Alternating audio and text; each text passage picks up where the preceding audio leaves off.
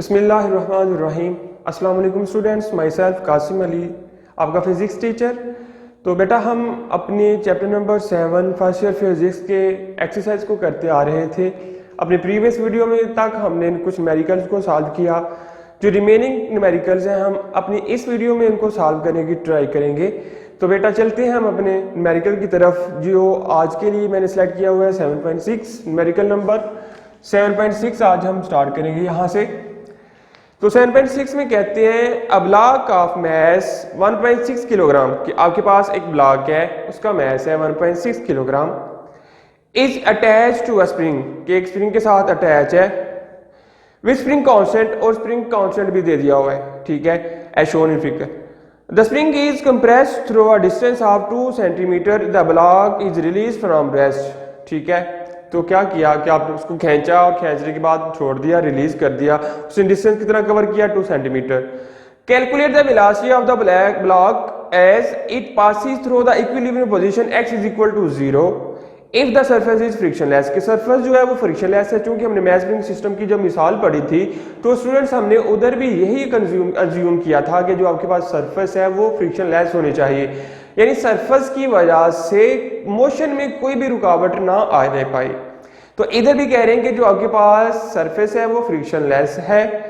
तो आपने इधर कैलकुलेट करनी है वेलोसिटी, कि किस वेलोसिटी के साथ वो स्प्रिंग मूव किया अपनी equilibrium position x is equal to 0 पर, यानी मेन पोजीशन उसकी जो थी उस मेन पोजीशन से वो गुजरा आपके पास जो ऑब्जेक्ट था, तो किस स्पीड के साथ गुजरा आपने ये जस्टिफाई करके इनको बताना है। तो सब चलते हैं अभी सबसे पहले अपने गिवन डाटा की तरफ। तो स्टूडेंट्स गिवन डाटा में कह रहे हैं मैस ऑफ ब्लॉक हमें गिवन है, जिसको मैस ऑफ ब्लॉक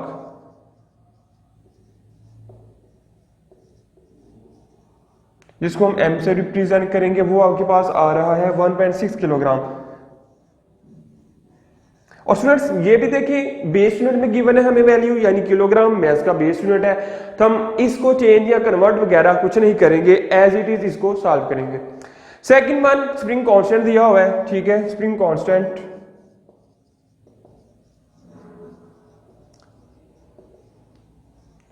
जिसको हम रिप्रेजेंट करते हैं k के साथ, और उसकी वैल्यू आपके पास आ रही है 1000 न्यूटन पर मीटर।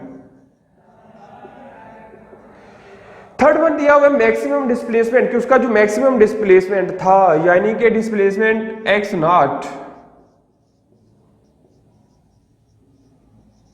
मैक्सिमम को हम रिप्रेजेंट करते हैं x नॉट के साथ, वो था 2.0 सेंटीमीटर या 0.02 मीटर, यानी हमने इसको बेस यूनिट में कन्वर्ट करना है, बेस यूनिट में चेंज करके तब इसको सॉल्व करेंगे। पहले सेंटीमीटर में था तो सेंटीमीटर बेस यूनिट नहीं है कि लेंथ के लिए, तो हमने लेंथ का जो बेस यूनिट है यानी कि मीटर उसमें कन्वर्ट करना है। And as you know well, पहले भी हम ये बार बार करते आ रहे थे कि जब भी आपने सेंटीमीटर से मीटर में जाना हो तो आप क्या करें, 100 के साथ उस टर्म को डिवाइड कर दें, तो आपके पास आंसर सेंटीमीटर से मीटर में आ जाता है। तो ये था स्टूडेंट्स हमारे पास गिवन डाटा।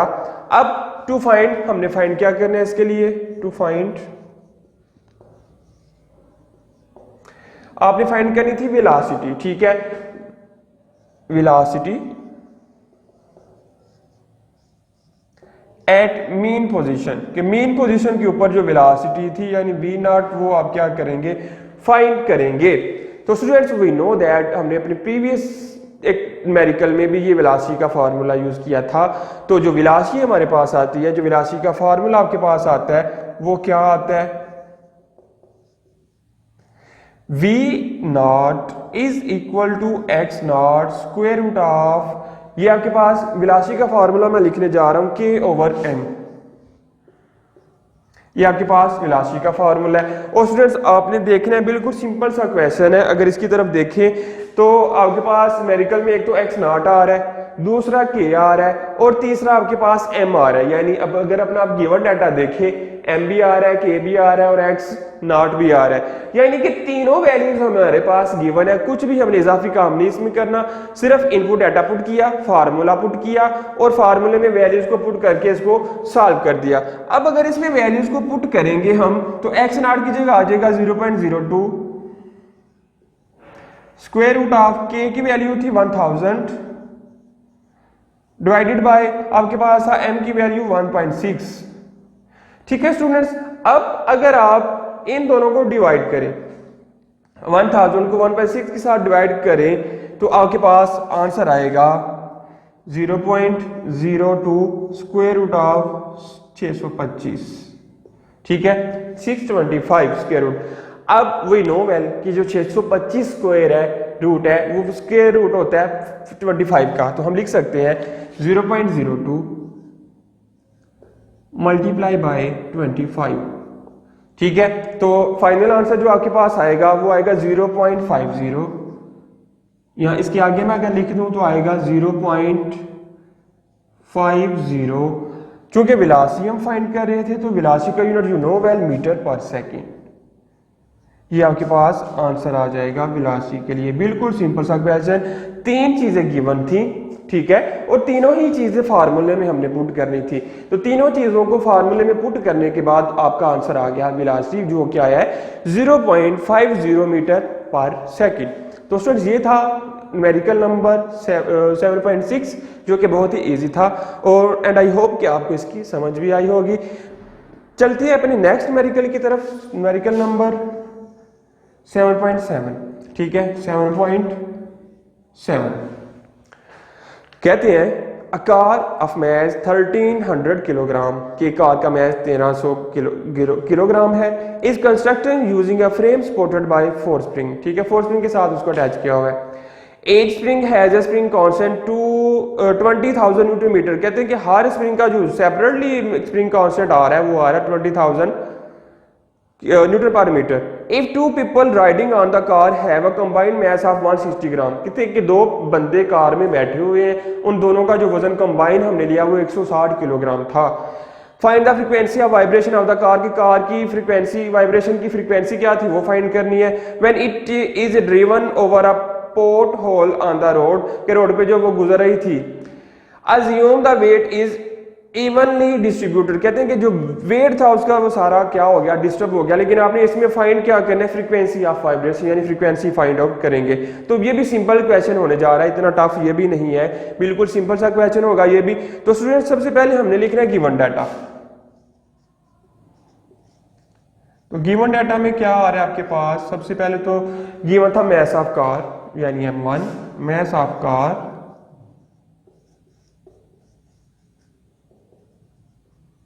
वो था 1300 किलोग्राम। सेकेंड वन आपके पास है mass of 2 people, mass of people इसको M2 कह सकते हैं आप, वो था 160 किलोग्राम। दो मैस आपके पास आ गए। थर्ड वन, तो अगर टोटल मैस अगर आप निकालना चाहें तो टोटल मैस क्या होगा आपके पास, इज इक्वल टू M, क्या होगा M1 प्लस M2। तो अब इन दोनों को प्लस करें 1300 जमा 160, तो आंसर आ जाएगा 1460 किलोग्राम। ये आपके पास टोटल मैस की वैल्यू आ गई। अब स्प्रिंग कांस्टेंट दिया था फॉर ईच, स्प्रिंग कांस्टेंट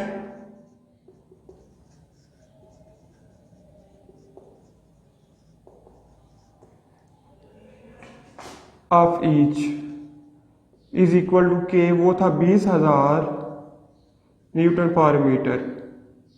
चूंकि हम बात कर रहे थे 4 स्प्रिंग की, 4 स्प्रिंग थी हमारे पास, हर एक स्प्रिंग के लिए जो के की वैल्यू आ रही थी वो 20,000 न्यूटन पर मीटर आ रही थी, लेकिन हमने जो बात की है वो 4 स्प्रिंग की थी। तो 4 स्प्रिंग के साथ इसको मल्टीप्लाई करेंगे, ठीक है, यानी टोटल जो कंबाइंड स्प्रिंग कांस्टेंट होगा, कंबाइंड कांस्टेंट की जो वैल्यू आएगी चारों के लिए वो क्या आएगी, कंबाइंड कांस्टेंट वो आपके पास आ जाएगा 4 मल्टीप्लाई बाय 20,000, तो वो आपके पास आ जाएगा 80,000 न्यूटन पर मीटर। ये आपके पास वैल्यू आ जाएगी के की, ठीक है। ये इसको कह लें के प्राइम, ये जो आपके पास था, और इसको कह लें के जो आपके पास फाइनल वैल्यू आ रही है 4K के लिए वो आपके पास ये आ जाएगी। अगर इधर थोड़ा सा और सिंपलीफाई कर ले आसानी के लिए, तो आपके पास जो 4 मल्टीप्लाई बाई के, तो 4 आपके पास एज इट इज, के का आंसर आपके पास ये था 20,000, तो मल्टीप्लाई करने से आपके पास जो आंसर आ गया वो 20,000 यानी 80,000 न्यूटन पर मीटर है। क्योंकि वो कनेक्टेड क्या थे, कहते हैं कि पैरेलल कनेक्ट थे, इस वजह से सबको कंबाइन कर दिया। एक दफा तो और भी ले ले कि आपके पास एक कार थी, कार का मैस था 1300 किलोग्राम, कार के अंदर दो बंदे बैठे हुए थे, उनका कंबाइंड वेट लिया तो वो आपके पास आया 160 किलोग्राम। अब कहते हैं कार का वेट और बंदों का वेट आप प्लस करके टोटल मैस मालूम करने, यानी कि मैस कितना बनेगा, 13 में से 160 जमा कर दें तो आपके पास 1460 किलोग्राम टोटल मैस आ जाएगा, कार का भी और बंदों का भी।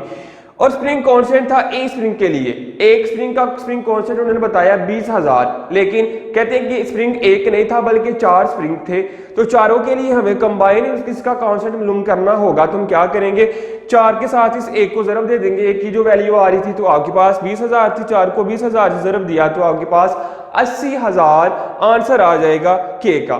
फिर नेक्स्ट अगर हम देखें, अब फाइंड इसमें क्या करना है हमने, टू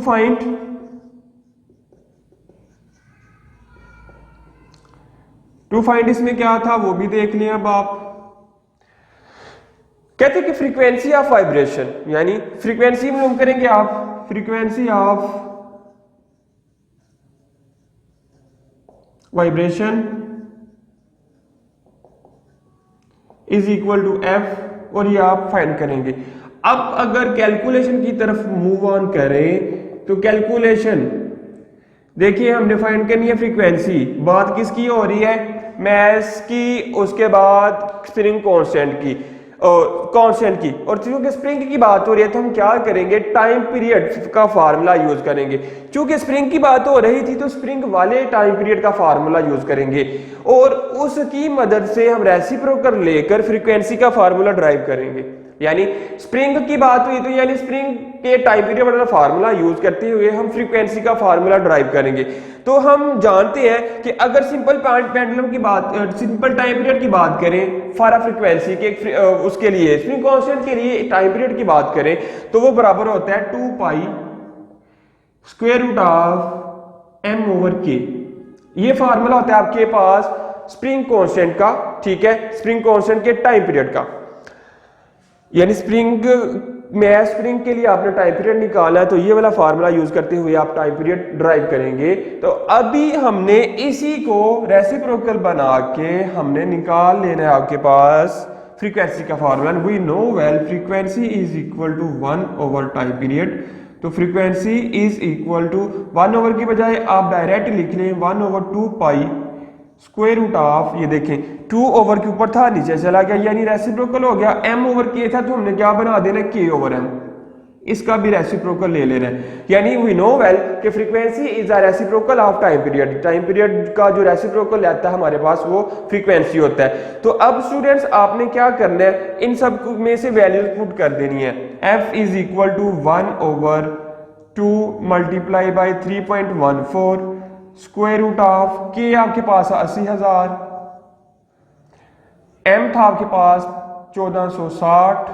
तो अब जब आप इन दोनों को डिवाइड करेंगे तो आपके पास आंसर आएगा f is equal to 1 over 6.28 और इसका आंसर आ जाएगा 54.792।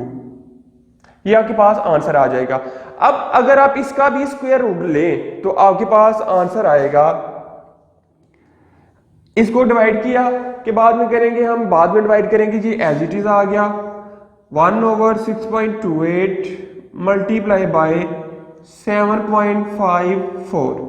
जब आप इसका स्क्वायर रूट लेंगे स्टूडेंट्स 54.792 का, तो आपके पास जो आंसर आएगा वो आंसर आ रहा है 7.40 यानी 7.40, ये आपके पास आंसर आ जाएगा।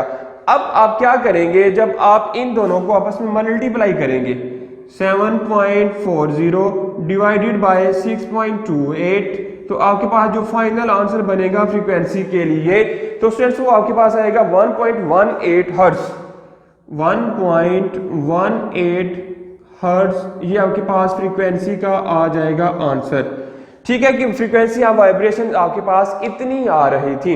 ये दोनों न्यूमेरिकल थे। पहला तो बिल्कुल ही सिंपल, 3 वैल्यूज गिवन थी, तीनों को हमने पुट कर दिया फार्मूले के अंदर।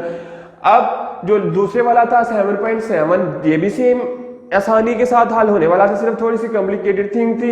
मैथ्स को पहले आपने टोटल मैथ्स कैलकुलेट कर लेना, दोनों मैथ्स को प्लस करके, फिर एक स्प्रिंग का कांस्टेंट दिया हुआ है, एक की मदद से आपने चारों स्प्रिंग का कांस्टेंट की वैल्यू को फाइंड करना है। तो फिर सिंपल कैलकुलेशन है, फ्रीक्वेंसी का फार्मूला लगाएं, reciprocal of time period is called frequency. तो स्प्रिंग कांस्टेंट के जो टाइम पीरियड का फार्मूला होता है उसको आप रेसिप्रोकल बना देंगे, तो इस तरह आपके पास फ्रीक्वेंसी की वैल्यू आ जाएगी।